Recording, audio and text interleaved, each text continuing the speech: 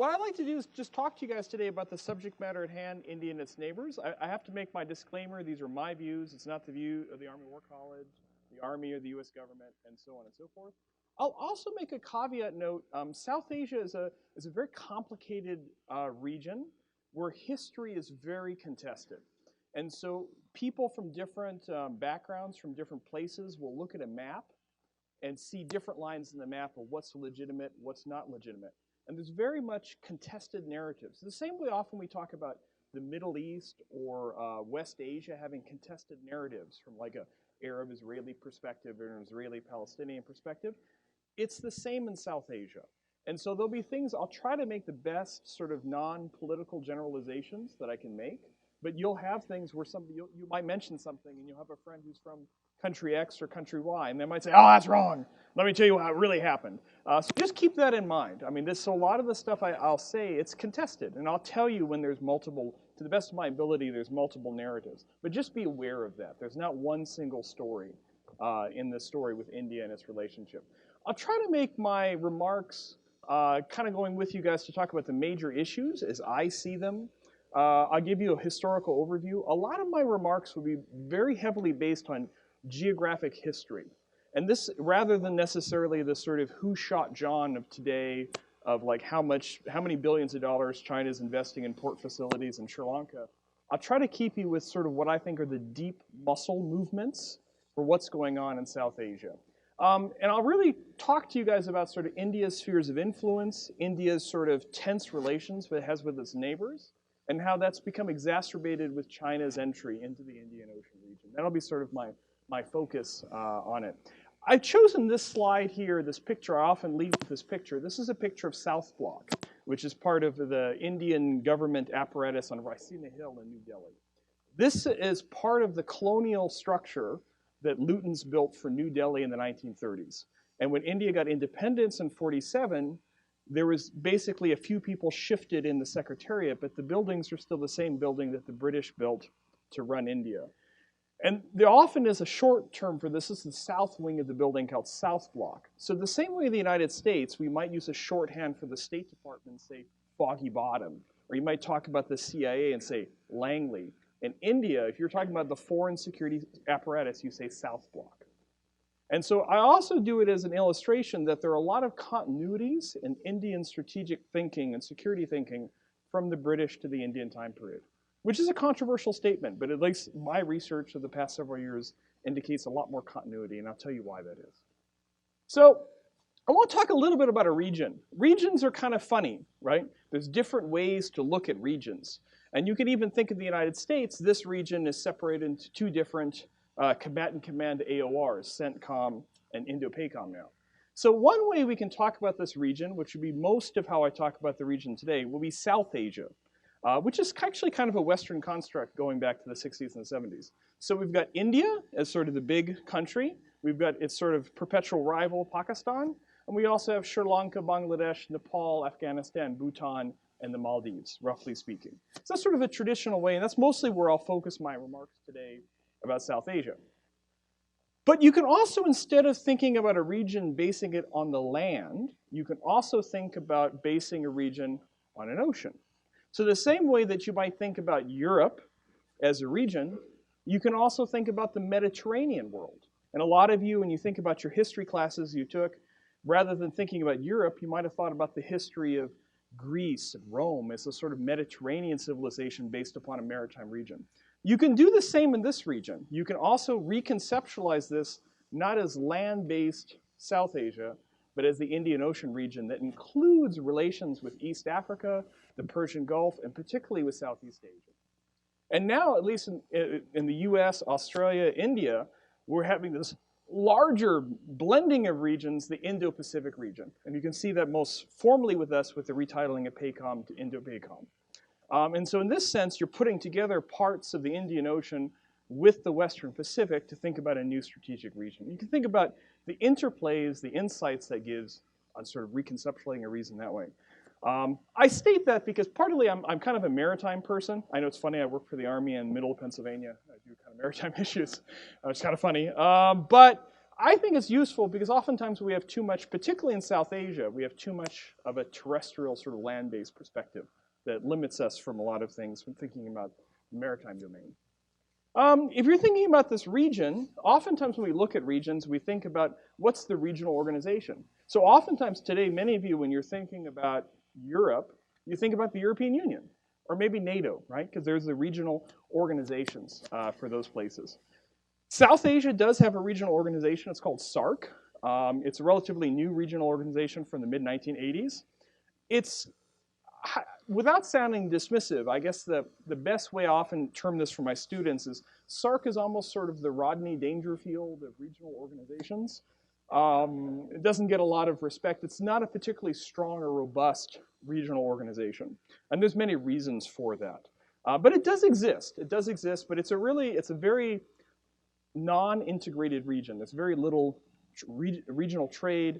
It's not very effective, and part of that's because of the intractability of the Indo-Pakistani conflict, and also the fact that India is too big, in a sense. India is much larger than its neighbors, and it makes the relations in this region much different than, say, the European Union or ASEAN or other regional organizations. This is sort of one my sort of key drivers when I'm looking at the region. I apologize for lots of text, but I was trying to think about ways I could kind of articulate this.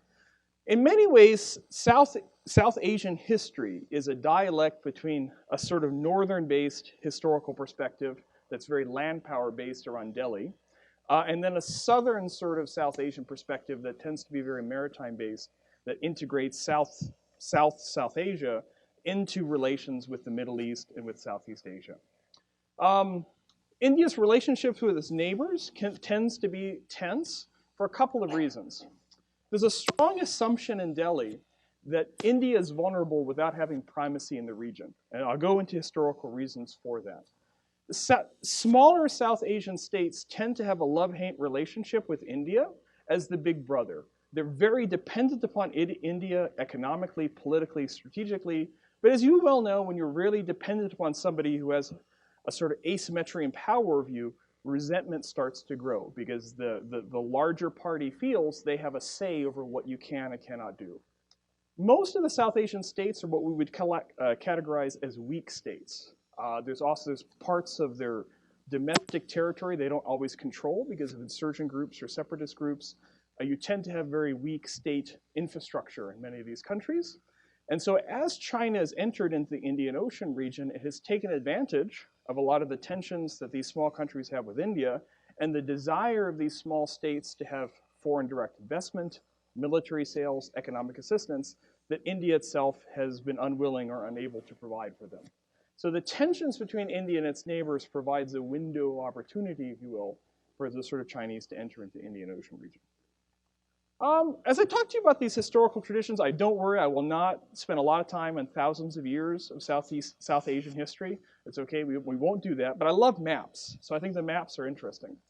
One thing that's interesting, you can make a strong argument that until the British came and set up British India in the 19th century, there was never a time when one single political power ruled over all of South Asia. So even the great Indian empires, the Mauryan Empire, the Mughal dynasty, and so on, there's always parts of South Asia that they did not control. So typically, this is these large terrestrial empires that come up in the Ganges Plains that push down and get stuck someplace in the Deccan Plateau, and they get stuck someplace around the rivers and the jungles moving into what the Indians consider the Northeast. And so that has an important legacy for many issues, the fact that there was no single political entity controlling all of this until the British came. But as I said, there's also another narrative here. There's another narrative of having a sort of maritime South India that rather than being isolated from the rest of the world, was actually, Sure. This one here. Okay.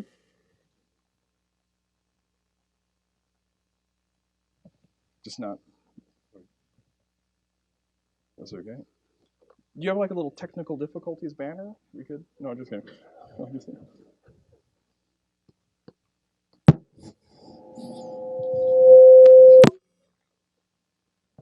Okay.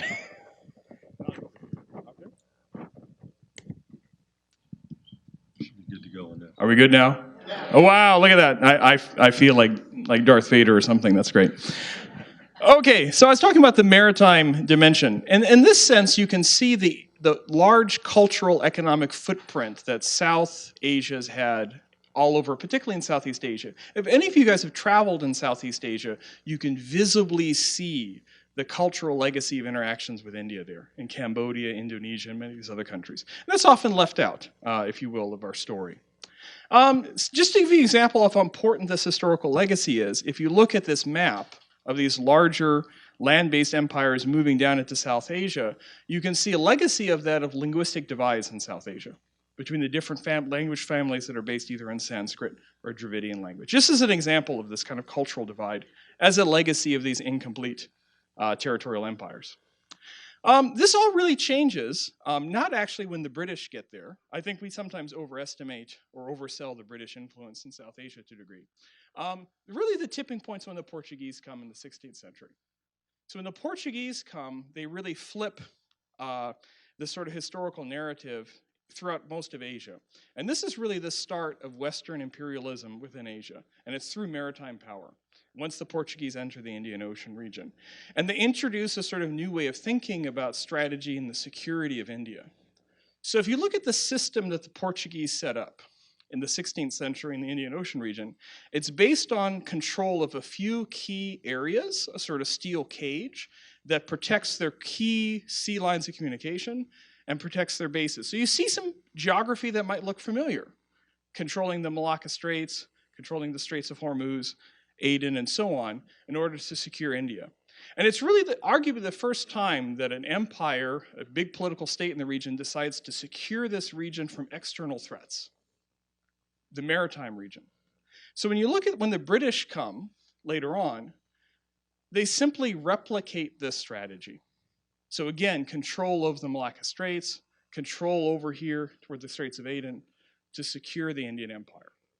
And so there was an assumption in the late 19th, early 20th century that in order to secure India, you needed to control all of these smaller neighboring countries and also have influence over the entry points to the SLOCs that go into the region through Malacca, Straits of Hormuz, and so on.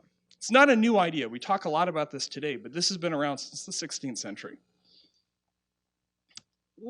Anyways, to switch to sort of British colonial rule and some of the legacies here, even though the British do control nominally all of South Asia, it's a very complicated web of various types of administration. There are certain places that the British have direct territorial administration. There are other places where they have indirect rule through princely states, right? So they have nominal independence. There's also places where the British do not rule, but the British have influence over those countries like Nepal. So Nepal is independent during this time period. Tibet is nominally independent during this time period, but the British have what they used to call suzerainty over it. They would have a veto over sort of Nepalese foreign affairs, if you will.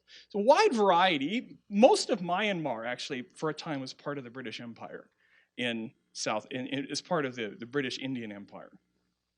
This is just another map to give you a variety of these places, the different types of rule. And this is quite significant when you have these very large princely states like Hyderabad or Jammu and Kashmir that you've probably heard of up in the north. So these were nominally independent princely states that the British ruled through indirect rule. So one of the reasons why I show you that, and then of course you've got the different religions and stuff that exist in South Asia. I won't spend too much time on that. But one of the reasons why I spend time on this is that you'll notice many of the countries that again become India's neighbors were administratively part of India for a significant portion of time. Not all of them, not Nepal, not Sri Lanka, but what became Bangladesh, what became Pakistan, what became Myanmar, for periods of time were administrated as part of India. So sometimes there's a feeling in these smaller countries, capitals, that the Indians have never quite forgotten that they used to rule those countries or administer those countries. And so they kind of don't always view them necessarily as territorially independent at times. That's the accusation. So this kind of starts to change in World War II. In World War II, there was a study group set up by the Viceroy, run by this guy named Sir Olaf Carrot, who also had some influence over US foreign policy in the Cold War. And they came to a conclusion. They came to a conclusion that the traditional way that the British in Delhi thought about securing India was no longer applicable. that essentially technology and geopolitics changed and India was no longer secure. The rise of the Japanese Empire, the rise of the ability of large carrier battle groups to project power, long-range bombers, so on, they said we can no longer protect India or assume we can protect India the way that we used to. So we've got to think about controlling strategic locations. We have to think about that most of the threats are not going to be land-based. Remember, during the 19th century, the British were obsessed with the Great Game with the Russians in Central Asia. Corot said, well, that's probably not the threat. The threat's going to come in maritime. And you can see stark evidence of this during World War II. So when the Japanese take Singapore and they go into the Indian Ocean, we don't always think about this aspect of World War II because we were busy Pearl Harbor and all the Philippines, these things. But at the same time, when the Japanese are having their offensive in early 1942, they actually mount a raid into the Indian Ocean. And this is one of these things the British never like to talk about because it's so humiliating. You know, they come in, they bomb British sites in Sri Lanka and India, and they essentially chase the Royal Navy to the east coast of Africa. The Royal Navy said, you know, we can't protect India. That's it. And you can imagine the shock that was to this mighty empire that the Japanese crossed them across the sea. Just as a historical antidote, when I was a history major, my advisor as an undergrad was an old Kiwi veteran of World War II. And so his name was Cornwall, and he interviewed a lot of Japanese admirals after the war to write his dissertation about the Japanese Navy. And he was interviewing one Japanese admiral, and the guy said, well, what was your name again? He's like, Cornwall, Peter Cornwall. He's like, oh, that's great. I sunk your ship. So that's the HMS Cornwall going down during the Indian Ocean raid in 1942. And so that stuck with them afterwards, that story, if you will, of the Japanese admiral sinking his ship. It wasn't his ship, just the same name, right? Anyways, fast forward after World War II, you have the Great Partitioning and Independence. So South Asia gets independent in 47 to 48, depending upon the country. As part of this, what was known as British India was separated into India and Pakistan. Back then, what we call Bangladesh today was East Pakistan. So it was one state, even though geographically that doesn't look like one country. That was one country back then. This was a very traumatic experience, having the partition. Millions of people died. There was lots of what we would term now ethnic cleansing, like you've seen ethnic cleansing in Yugoslavia, these other places. Lots of communal violence through this process that created these two countries. And one of the open questions with this is what would happen to these princely states that I mentioned, these states that were independent nominally of British control, particularly Hyderabad and Kashmir. Hyderabad and Kashmir attempted to be independent, but part of the British deal of independence said that basically these princely states could not be independent. It's complicated. I'm giving you a simplified story. Hyderabad attempted it, but India put pressure and India absorbed Hyderabad into it. Jammu and Kashmir tried to be independent. Eventually, communal violence broke out. There's a lot of finger pointing on both sides about who started it. I won't get into that unless you really want to ask questions. Suffice to say, independent, quote-unquote, raiders from other places invaded Jammu and Kashmir. They were defeating the sort of Kashmiri security forces. They asked for help. India sent help. But the price of sending help was admission into India. So Jammu and Kashmir, quote-unquote, legally enters into India because of that. That's one argument. These are contested, right? The Pakistani, certain Kashmiri views, certain Indian views will be different. So don't think I'm just giving you one sort of part of the story. So one thing, again, as I mentioned, this is sort of the end of Greater India. You can see how big India was before, and now with independence, you've got lots of smaller states there. And so the question often for Indian policymakers after independence, how do they secure India without having all of the strategic territory? Because if you consider the British Empire as a strategic unit, British India was also protected by other parts of the empire, control of Aden, Singapore, and so on. And independent India would now not be inside the British Empire. So how would they defend it from exterior attack? It really was an obsession for a lot of Indian thinkers, really up until today, I would argue. So if you look at this is a map that came from one of the Indian maritime doctrines from a couple of years ago, and you look at their areas of concern in the Indian Ocean. These look very familiar to these other maps that I showed you about how the Portuguese looked at things in the 16th century, or the British looked at it in the early 20th century. Main sources where they're looking, where the sea lines of communication come in. and again, this entry of China. I'll talk more about the entry of China a little bit later. Couple things about dynamics of independence, right? So India, the Republic of India, emerges as sort of the key successor state to Britain. So it inherits certain British obligations and rights. So it inherits a sort of British obligations and rights or suzerainty over areas like the Himalayan kingdoms of Nepal, Bhutan, and Sikkim, and also certain rights within Tibet. They lose a lot of key strategic territory that I mentioned, and you also have this contested territory with a lot of its neighbors. Of course, most obviously, Jammu and Kashmir with Pakistan, but there were continuing border issues with eventually what became Bangladesh or East Pakistan as well, an emerging rivalry with Pakistan. So what I'll do now is kind of do a short sort of little horizon sort of analysis of India and its various neighbors, and then I'll talk about China coming in. Kind of a timeline if you're thinking about this. Early on, India-Pakistan rivalry over Kashmir really dominated the issue.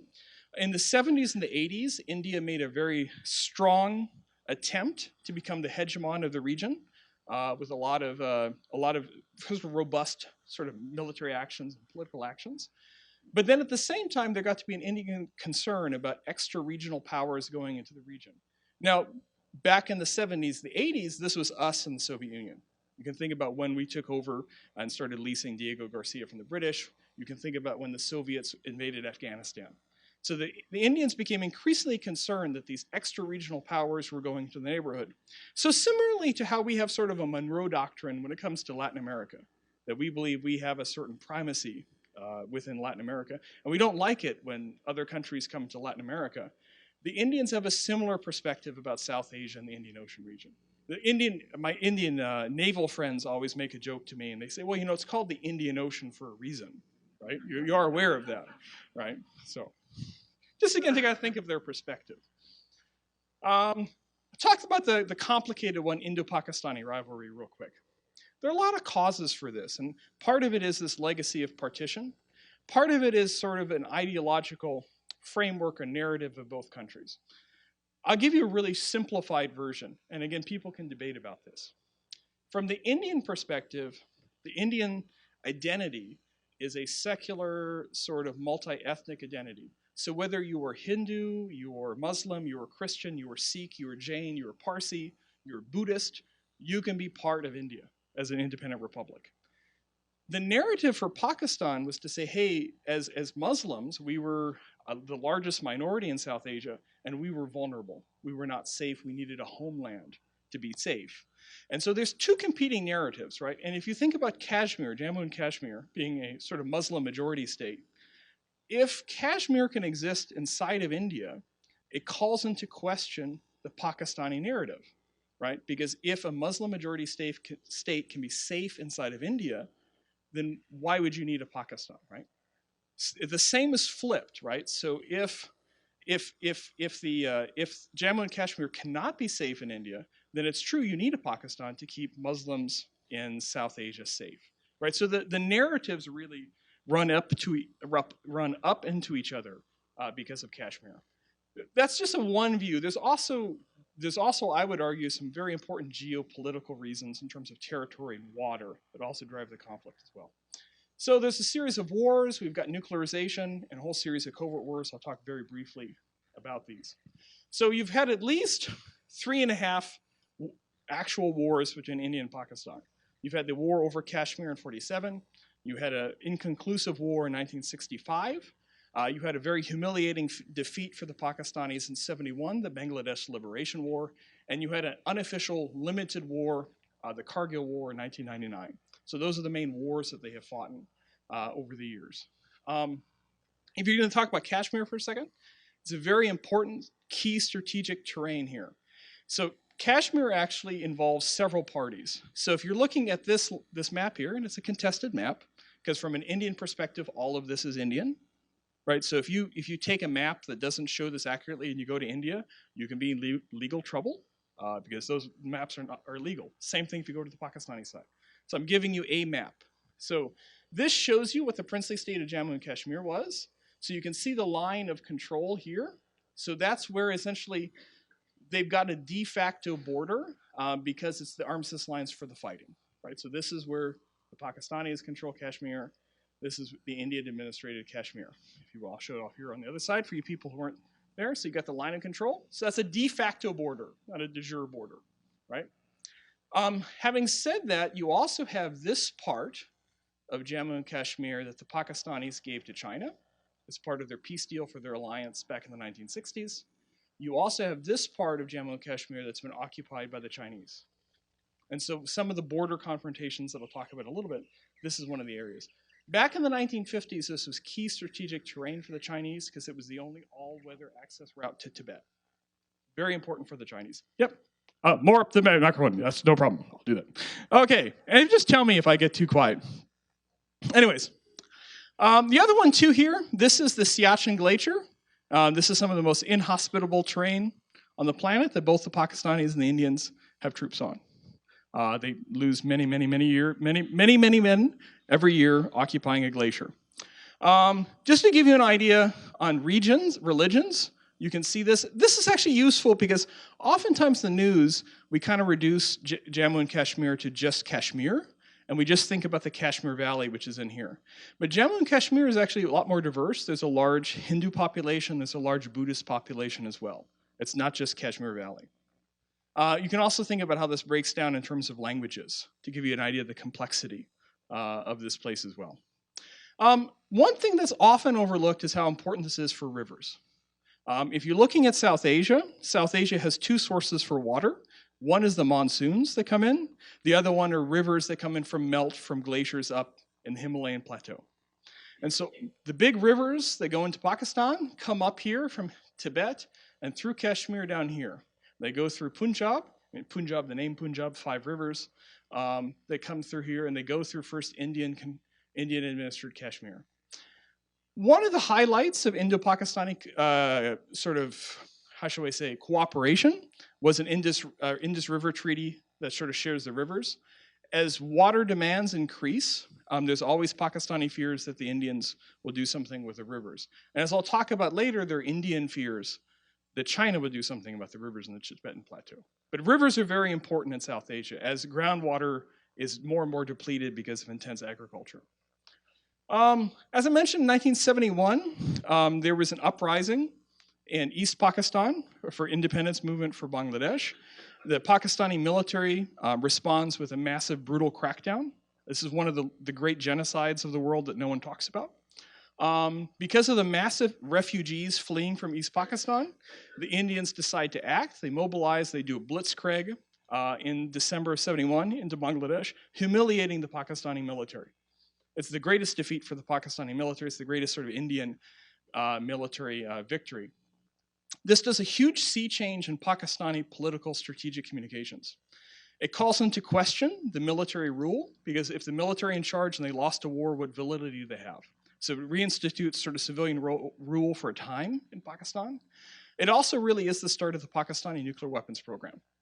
So they said, hey, we can't deal with the Indians conventionally, we'll need nukes. And also gets to a Pakistani obsession with what they call strategic depth. That the country is too small, too vulnerable, and it needs strategic depth in a place like Afghanistan in order to stand up to the Indians. And an obsession really with revanchism. In some ways, you can think about, as you remember back in your history books, the rivalry between, say, France and Germany when France lost Alsace-Lorraine, right? There's a similar sort of narrative in Pakistan that we lost East Pakistan because of the Indians. We need revenge. We need to, clean our honor, if you will. Dynamics since the 1980s, we have a thing what us kind of security analysts talk about called the stability-instability paradox, and I'll explain what that means. It sounds kind of funny. What you have by the late 1980s and into the 90s is you have sort of overt nuclearization. Both India and Pakistan start deploying nuclear weapons, and they get nuclear deterrence, right? So similar, in a sense, to us in the Soviet Union during the Cold War, our nuclear weapons deter each other. The problem, though, with this is that the nuclear weapons sort of deter the main Indian weapon, which is their larger army. So the argument is that nuclear weapons provide stability on the strategic level, but it frees up the Pakistanis to use subconventional terrorist attacks on the Indians, with depriving the Indians of a response. Also in the late 1980s, you start seeing unrest in Jammu and Kashmir. The unrest in Jammu and Kashmir originally had nothing to do with Pakistan. There's a lot of people who were disaffected with Indian rule in Jammu and Kashmir, so it starts originally as a sort of local thing. But of course, the Pakistanis get interested, they start sending terrorists, training people, and so on. And you see a rise in sort of what they call cross-border terrorism since in the 1990s through today. There's a whole bunch of other things. I'll make this very short here, if you will. In order to deal with this, the Indians have built up a pretty large, they're trying to look for conventional capabilities to do things to have responses to the Pakistanis. So if you remember like the Mumbai terrorist attacks in 2008, the Indians didn't have a response, a military response. They were not happy with not having a response, and there's been a lot of work done in the strategic community in India to come up with some other alternative. And normally this is phrased under this thing called the cold start doctrine. You've also seen, if you've been following the news, in response to some attacks in the past couple of years, the Indians are now launching sort of overt surgical strikes or commando strikes across the border, particularly after the attacks of Uri and Pentecost. What's interesting is at least since June of last year, there's been a ceasefire. These sort of cross-border shellings and stuff has really decreased since then. Whether this holds or not, I don't know. We've seen this before, if you will. So it might hold, it might not. I don't think it'll hold. I'll move on to Bangladesh really quick. Bangladesh is interesting because if you guys remember from what I said a couple of minutes ago, India was responsible in many ways for the creation of Bangladesh as a state. But since then, relations have not always been that ideal between India and Bangladesh. And part of it was the border arrangements were not really set, and there's been a lot of problems with border enclaves, and I'll show you a map between them. Having said that, since Modi, the Indian Prime Minister, came to power in 2014, he has made it a priority to improve relations with Bangladesh. And so that's probably one of the few kind of semi-success stories, I guess you could say, in sort of India's relations with its neighbors. Just to give you an idea of why the border was so complicated, up until 2014, you had enclaves of each country within the borders of the other country. So you had parts of Bangladesh inside of India, and you had parts of India inside of Bangladesh. You can imagine this was not a really ideal solution. And there were lots of problems and things like that. And some of this can be relatively minor, what we would consider minor. But again, as you all know, like, you know, cows are very important in India.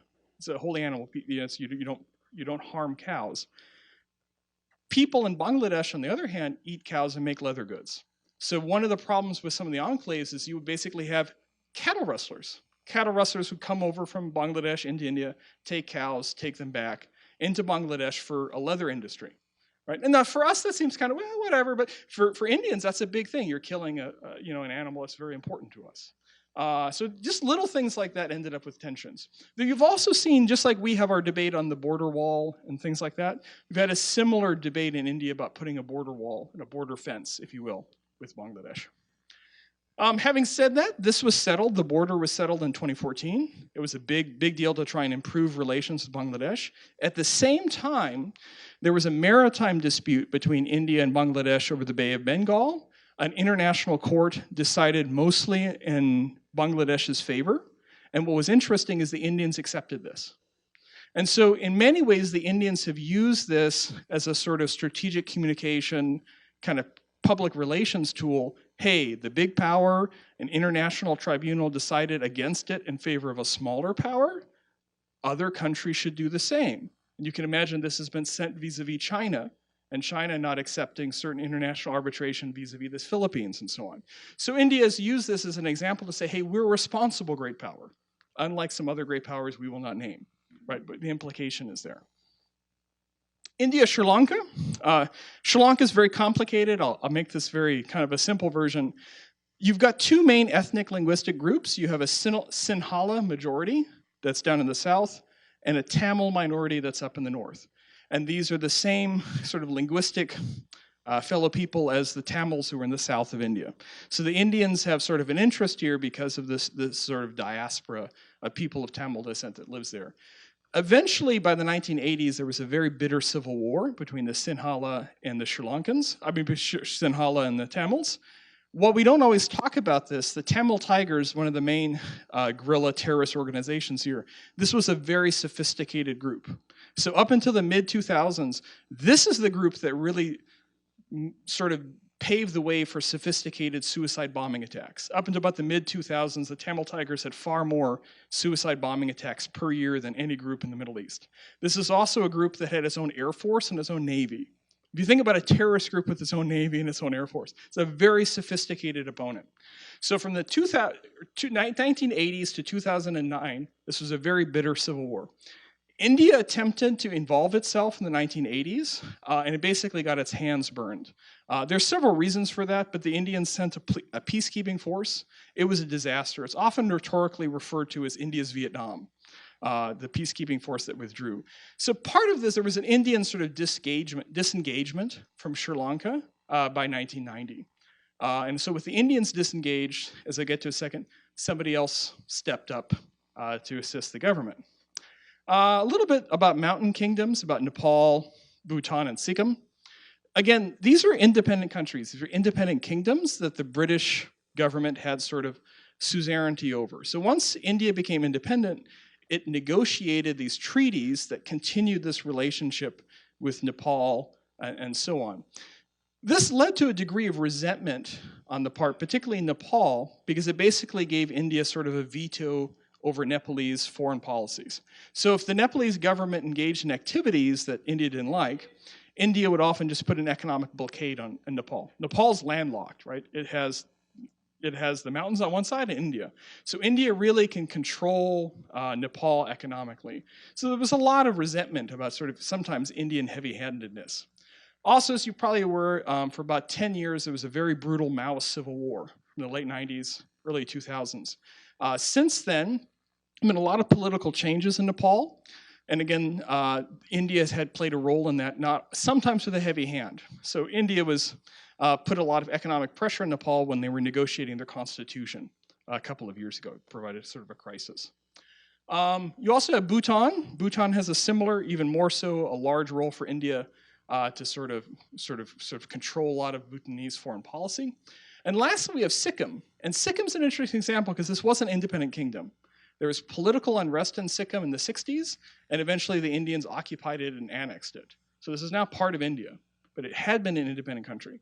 So when Nepal and Bhutan sometimes have concerns about their neighbor, there is an example where they say, hey, well, Sikkim disappeared, right? There is this concern. That's a bit of an exaggeration. I don't think India would ever say, annex Nepal or something. That's kind of not going to happen. But that residual effect of having, hey, there used to be 3 of us, now there's only 2.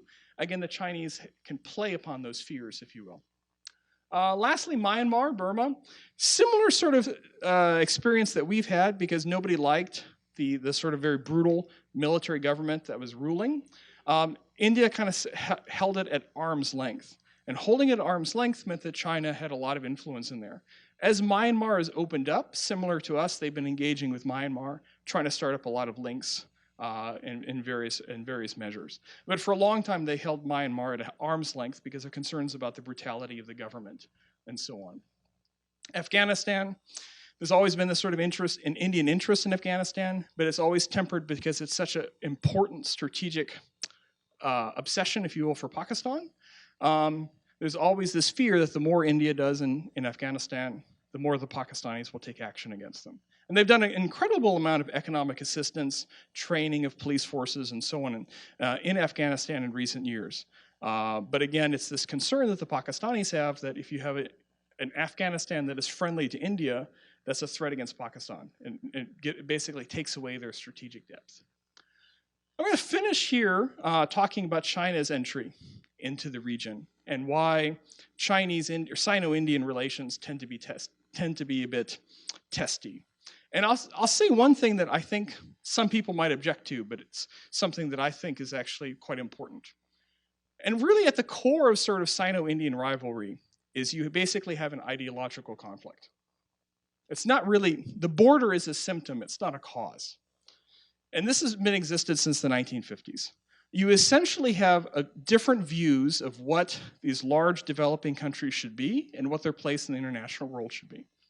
So if you think about the rise of China, like since the 2008 financial crisis, right, you've all kind of heard this argument that China offers a different economic model than ours, right? So for us, like if we want to engage with developing countries, we care about democracy and rule of law and lack of corruption, but there's been this argument saying, well, China says, hey, we don't care what your political system is. We don't care if you've got rule of law. We just want to do business with you. And so some people have argued, hey, well, China's doing well with its economic growth. Maybe you don't need democracy. You don't need these things, right? This is an argument that you've heard made. But if you look at India, India's got lots of fast economic growth, and it's a democracy, and it has rule of law. So it stands as a sort of alternative to a degree to the sort of Chinese model. And I would argue that's threatening from a Chinese perspective. It's a similar debate that we saw in the 1950s that I'll get to later. Then, of course, we've got the border. And I want to particularly talk about this idea of a nested security dilemma, which is critical to understanding a lot of these issues that I think is often overlooked outside the region. I won't bore you too much with pre-independence stuff between India and China, but I would like to at least say one of the problems with the border is that, as I mentioned earlier, the Indian government took up the mantle of sort of whatever the British left. So there were British treaties that were made about borders. The problem is that from a Chinese perspective, they're not valid treaties. So if, say, the British government, the British Indian government, makes a treaty with Tibet for the border, from a Chinese perspective, that's not a legitimate treaty because Tibet's not an independent country. But the Indians say, hey, we got this treaty, that's what the border is. Chinese say, hey, that's an imperial border, it's not a real border. So there's a fundamental sort of difference that's a legacy of this imperial great game in the late 19th, early 20th century. Also quite important for this, some of you guys probably remember from Cold War. Early on in the Cold War, India and China were great friends or allies, right? And that was what point of contention between us and the Indians, how much Nehru and company were trying to promote China in the early 1950s. And there was this saying, right, that India and China were brothers, fellow sort of post-colonial Asian countries on the rise, right?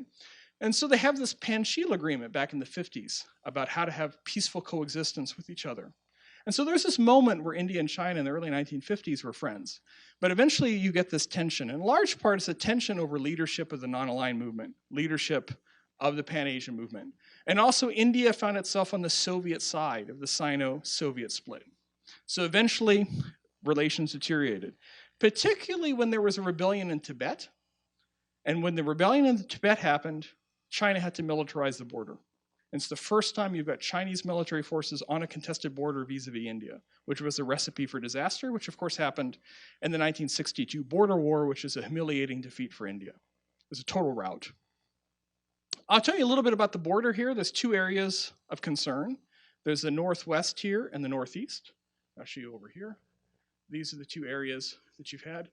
You have not had live fire across this border officially since 1967. So this is different than the contested border with Pakistan, where you've got parts of times where both sides are shelling every day. Last time you had live fire was 67. Again, I can show you a little bit here. You can see so these also include contested borders with Bhutan, which is what we saw in 2017 with Doklam. Here, Ladakh, as I mentioned, very important region for China. Here is Aksai Chin. Here's the northeast, which you've got a very important region for India. India, this is an Indian state, Arunachal Pradesh. The Chinese refer to this as South Tibet, so they don't believe that this is part of India, right?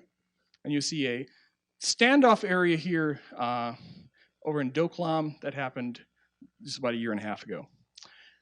Very important territory here. So this is Sikkim that I told you guys used to be an independent country. This is where you had the Doklam confrontation between the Indians and the Chinese a year and a half ago, right where Sikkim used to be. You can also see this is where the Siliguri corridor is, the Chicken Neck. This is a narrow strip of land that connects India to India's northeast. And there's always perpetual Indian fears that the Chinese will work with the Bangladeshis and Nepalese and cut this off. Sometimes these fears are exaggerated, but I think it's important to see. No surprise you have a confrontation here, given how close it is to the corridor. A couple of things kind of in closing as I get to. China, in many respects, has replaced Pakistan as the main security concern for India. And it's very worrying for the Indians, in large part because China is so much larger. Now, oftentimes in the news, we put China and India together as two rising Asian giants. But it's really important to remember and to think about how much larger China is than India. There's almost not really a comparison between the two countries in some respects. So here I'll just give you GDP. China started its economic reforms about 20 years before India did. It was starting out at a higher socioeconomic base, and it's often up into recent years moved faster than India. So it's a much larger country, much larger economy than the Indians. It's also a far larger defense spending than the Indians. The Indians probably spend about 1/5 to 1/4 of the Chinese defense budget. And most of you guys who follow China know that probably the Chinese spend more on defense than what they say in their actual budgets. The Indians every year spend less than their budget. They don't always spend the budget for military expenditures, and that goes back in the pot. It doesn't roll over. And this is really important if you're thinking about where these countries fit in. So you guys have probably seen slides like this before, where it shows how much more the US spends on defense than even China does, right? This is important to understand this region because if you're thinking about China, China spends money on defense and it spends investment in its security apparatus to deal with the United States, who's larger. India spends money on defense to deal with China, which is larger. Pakistan spends money on defense to deal with India, which is larger. So as long as the Chinese are trying to match us in the Western Pacific, that forces the Indians to try and match the Chinese, which forces the Pakistanis to match the Indians. So it's a nested security dilemma. So when we think about things like we used to 10 years ago, well, we're going to manage the Indo-Pakistani conflict. You can't do it that way because most of the Indian capabilities are not for Pakistan. They're for India, or for China. But you can't really tell the Pakistanis that that's a certainty, right? Because they could also use those capabilities against the Pakistanis. And so this is what makes this problem so intractable, and it's why I often argue if we reduce this to India-Pakistan, it's not actually that helpful. It's not going to actually help you to mitigate the security dilemma in this region.